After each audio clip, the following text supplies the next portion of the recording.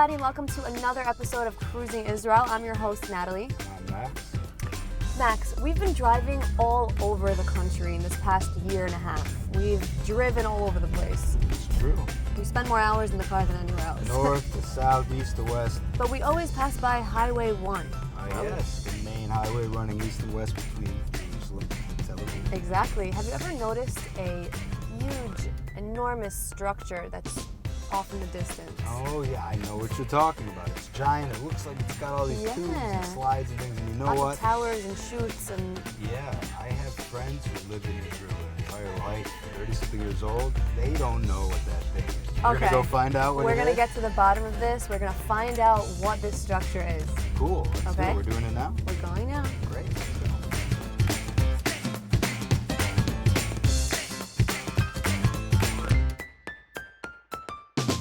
Today we're going to visit a place that's one of the most advanced of its kind in the entire world. The place is so massive you can see it from many miles away. Now I've been seeing this place from a distance for many years now, on the highway, and from far it looks like an amusement park with roller coasters. At night it's lit. But now we're here, we're going to get to the bottom of it. Tell me what it's all about. Well, it's good that you asked, because this is actually a secret base where we launch space shuttles into space. Really? This is Yeah, going to be more interesting than I thought. He's obviously just kidding. We're actually standing in the visitor center of Israel's leading cement manufacturer, which has been around since way back in 1925.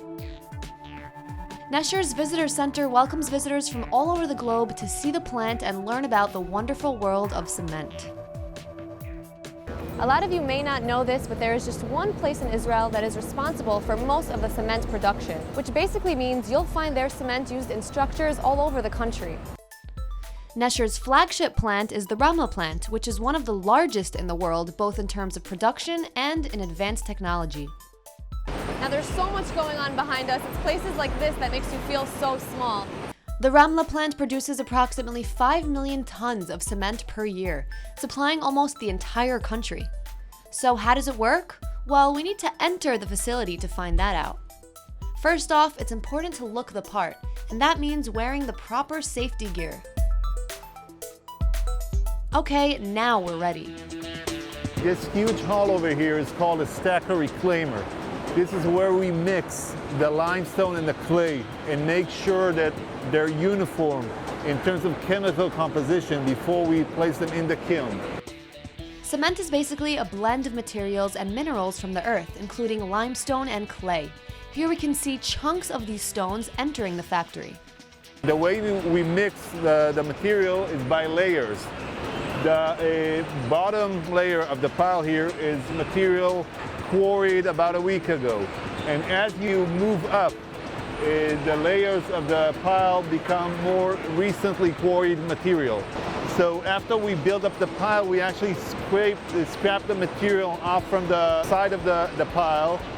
All the stones from the various layers fall underground and conveyed into the center of the hall, in which they fall into an underground conveyor, which goes to the next step of the production process. So the second stage occurs underground? Yeah, there's an underground conveyor which takes the uniform mixture of material into the next step of the production. In the next stage, the limestone and clay blend are grinded into a fine powder and fed into the kiln. In the kiln, they meet a very high temperature, about 1500 degrees centigrade, and they're transformed into a new mineral called clinker. Clinker is the part of cement that gives its strength. Now, in order to reach such high temperatures, we need to use a lot of fuel. In the past, we used only fossil fuels, but in the last few years, we're shifting away from fossil fuels into using more and more alternative fuels.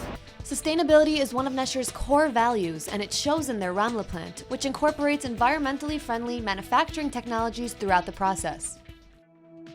What I'm holding here used to be in the trash can of your home or maybe someone else's home, but it's sorted municipal waste. So this is just specific kinds of waste, paper, dry... The waste is sorted, and the parts of the waste which are suitable as fuel, like plastic bags, paper, yard waste, cardboard, whatever. In the past 2 decades, Nashor has invested over $500 million in upgrading its production infrastructure in order to make the process more efficient and sustainable. Nowadays, about 20% of the fuels that we use are alternative fuels. In the future, we hope to double that amount and reach 40% and even more. In order to produce these alternative waste, Nashor and its partners built a very large waste sorting facility in which the RDF is produced. The refuse-derived fuel, or the RDF, is what makes this all possible. These huge towers here in the back, which people are always curious about them. What kind of crazy nightclub is happening there? Exactly, and all the lights that people see driving around at nighttime. These are actually energy-saving devices. These help the facility to be more energy and environmentally efficient. What's going on in there is that the limestone is heated up before entering the kiln. The hot gases from the kiln are routed into the bottom of the tower, and then as they rise up, they heat up the limestone, which is fed at the top and falls via gravitation to the bottom of the tower. This process saves the factory a huge amount of energy. So everything we just witnessed outside, all the method to make cement, is all controlled from this room right here? Yeah, everything is actually controlled from over here. 3 people can run this entire facility. You know, people often think of the cement industry as a low-tech industry where, you know, we grind stones and mix them up. Actually, it's a high-tech industry. You know what, after today, I think we could all get a better understanding of how much of a huge role the factory played in building the country of Israel, what we can see, what it is today. Yeah, that's true. It's impossible to have a modern lifestyle without cement. Natalie, I am so hungry. We don't always do a restaurant, but I'm hoping you got one this week. We do a restaurant most of the time. Most of the time. And you know how much I love the classy, fine dining restaurants here in Israel. There's so many, tons of them. So I called a place last night, and they're more than happy to have us come and check out their food. They use the highest quality ingredients, and the owner / head chef is pretty well known here in Israel. He appears on all these reality cooking shows. Oh, maybe on perhaps MasterChef? On MasterChef, okay, exactly. I love that another show. clue who it is. Yep. I just go ahead and tell me. I can't stand it anymore. Chaim Cohen. All right. You know that guy him, right? is really cool, and he seems like a nice guy. Yeah, so let's head there now. And try Great. the food. Let's do it.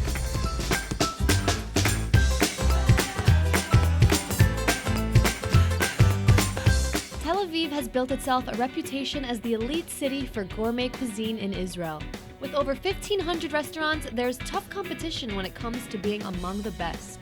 We're about to visit a restaurant which is the creation of one of the most influential chefs of Israeli contemporary cuisine, Chaim Cohen. Whether you see his Hebrew language cookbooks, cooking shows, or you see him appearing as a judge on MasterChef Israel, celebrity chef Chaim Cohen never fails to impress with his widely celebrated and award-winning cuisine. So get ready for a culinary adventure here at Restaurant Yafo Tel Aviv. A pioneer of Tel Aviv's gourmet cuisine, Chef Chaim Cohen is known to incorporate ethnic food with traditional high-end cuisine. One day I decided, after 3 years in my first restaurant, that I cooked French cuisine. I decided to create the Israeli kitchen. So I said, okay, no more foreigner ingredients, even not balsamic, even nothing, everything local. Israeli food at its finest. Restaurant Yafo Tel Aviv is the culmination of everything Chef Chaim has done, learned, and experienced right up until today. The expansive restaurant features an open kitchen offering visitors a view of the magic taking place inside, and a classy dining room with a warm and comfortable ambience. We got to join the master chef in the kitchen and get a first-hand view of his skills in action. Well, I'm very excited. We're about to watch one of the top chefs in Israel prepare a dish for us. So what is the first thing we're gonna make? First thing, I'm gonna make you the most amazing mushroom dish. Olive oil, sage. Now I see you're using a few different kinds of mushrooms. Yeah, it's a few kinds of mushrooms.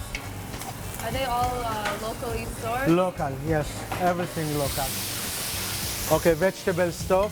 Also we have shiitake mushroom, and this one we call it a Jordan mushroom. The restaurant's kitchen combines the food of his childhood with the cuisine of Jaffa. On the plate, you see it's the same direction. I believe in movement, like a fish. They are going, all together. Could we find this in a lot of your dishes? When I can, yes. What you find in most of my dishes is the monochromatic colors. I hate different color in the food. All right, moving on to dish number 2. What is Dish number 2 is a signature dish of mine. It's a crab gnocchi. It's amazing, amazing dish. The most important is not to cook it in high fire. I leave it now and I'll cook the gnocchi. Now the gnocchi obviously is made fresh every day here. Every day we are working there, and it's something we are very proud. Now, white wine, cream, some leek, roasted leek. Okay.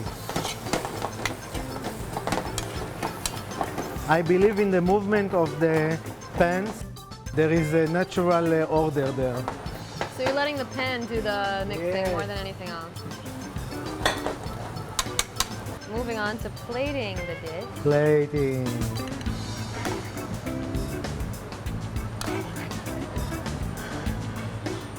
Okay, now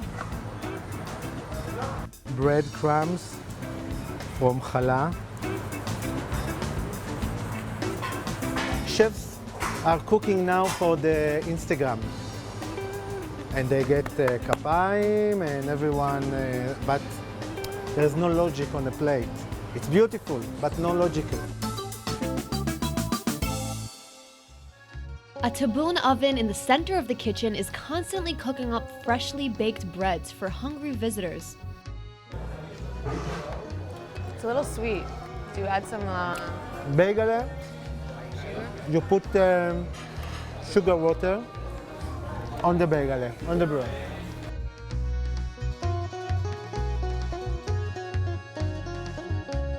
I think it's really something, it's a gift to cook for people, it's a gift.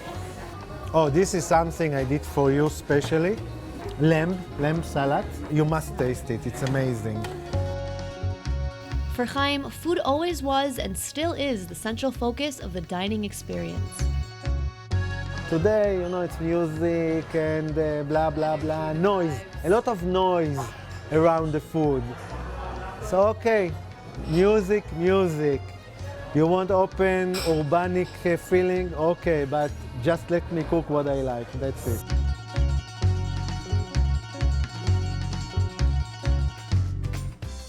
Max, what do you say we get out of the city a little bit, get out of Tel Aviv and experience the nature and some quiet time for a couple hours? Okay, now once we get there, what are we gonna do? We gotta film something for the show. You got something going on out there? Of course, I'm always planning ahead. There's a cool workshop that we could do. We could let out our inner creativity, let out our some artistic kind of side. artistic thing? Yes, not gonna say too much, but let's just go and dive right into it. Okay.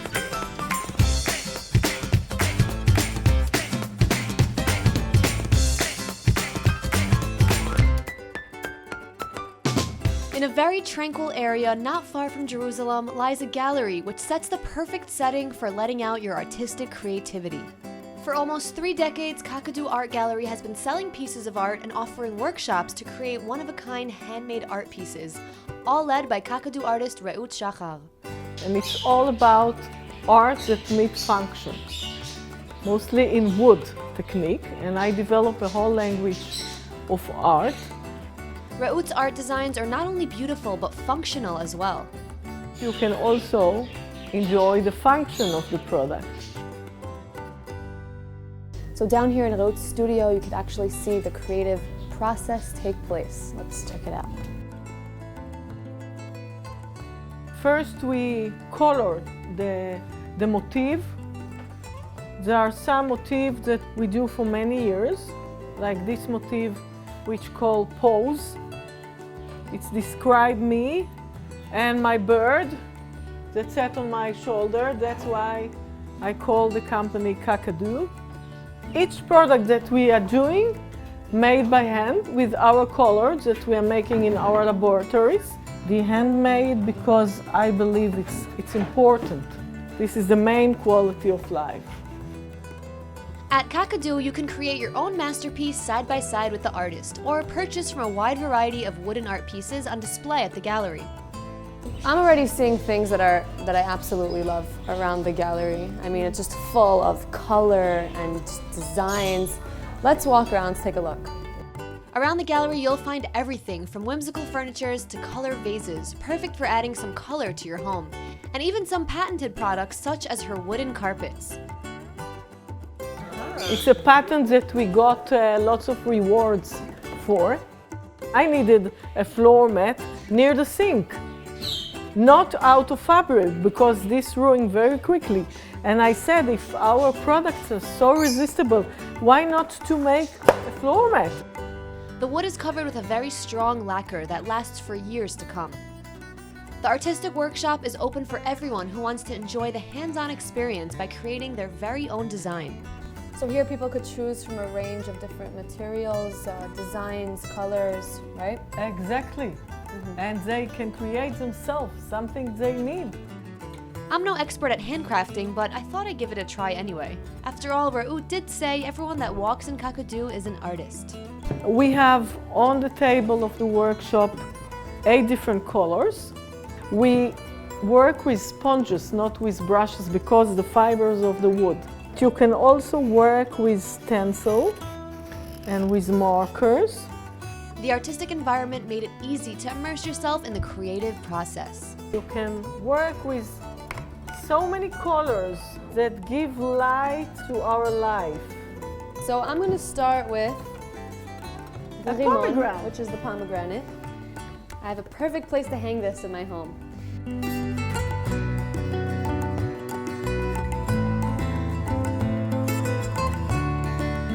Okay, so I'm halfway done. Now I'm just gonna paint the outer layers. You put just in the edges, a little bit. What we are doing, we create a whole story on the work. Yay! Are you proud? It's so beautiful because of your final touches. But I'm gonna hang it. I know just where to hang it. It'll add a splash of color to my wall. From north to south in Israel, this culture is really appreciating art.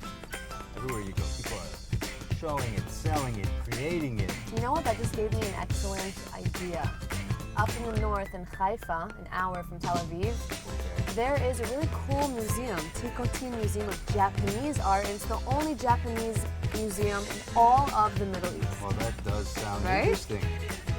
So I think we should head there now and see what they have to offer, see what's on display, learn about the Japanese culture a little bit. Cool, let's do it.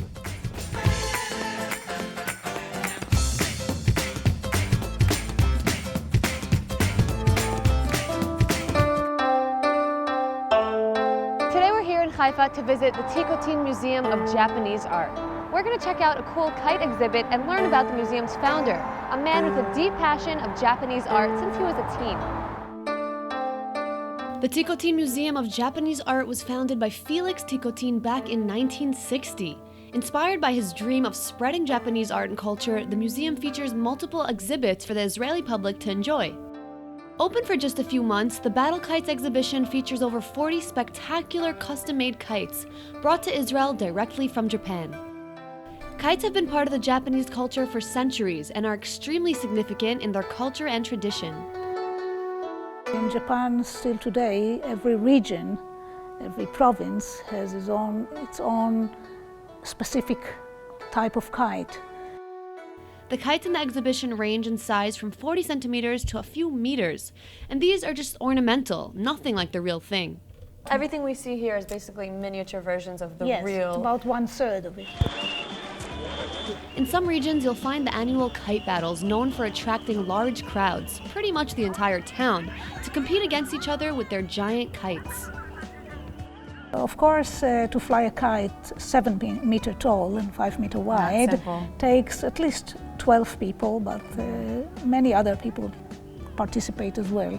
And is it mostly about the kite flying or the art? Because a lot of these kites have beautiful, vivid colors. Of course, there is a meaning to the art. As we can see here around the exhibition, there are many types of warriors. Of course, you wanted to have the most famous one, the successful one, because you want your kite to win the battle. And the red color, which is very dominant, considered to be good, to have a good sign to it. Now, are these just illustrations of cartoon warriors, or is it based on, a real warrior in Japan? Yes, certainly. It's based on real warriors from the Japanese history. And of course, the most successful ones and loved one by the Japanese people. So let's take a look around. Okay. We see here kites, which varies in sizes. You have these enormous kites, and then behind you have the miniature versions. Now, I'm sure something like this would be way harder to fly. Kites this size would need lots of experience and expertise to master. You can see here there are bridle lines, and they all have to be adjusted on the ground before you fly them. So you need a certain climate to fly these kites properly, right? It needs to be windy. Yeah, surely in Shirone, they do it after the long winter, and in June the wind is just right for flying kites, and enjoy their festival of kite battles. In the city of Shedone, they use 7-meter long kites for their battles, something only a real kite master can fly gracefully. No, it doesn't look so easy to fly something like this, not at all. But what is it made out of? What kind of materials? It's made of Japanese paper, handmade Japanese paper, and bamboo rods, and it's all made by hand. Traditionally, the kite artists work with ink and brushes, although nowadays some use silkscreen or printing. Everything was created in Japan, including the paintings and the bamboo rods. But to assemble it is a different story. So From Japanese Japan. artists traveled to Israel to assemble the kites so they can be displayed here at the museum. Yes, of course. The rest of the items in the museum are part of the Felix Ticotin's personal collection, including prints, ceramics, miniature figurines, and way more.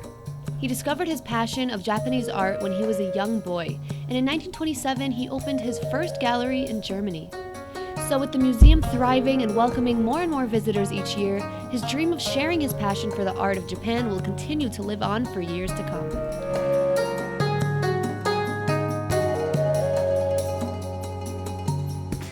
Well, folks, the clock's run out of another episode of Cruising Israel, but we loved having you with us. And don't forget to catch us next time as we cruise the country and show you the best Israel has to offer. Bye.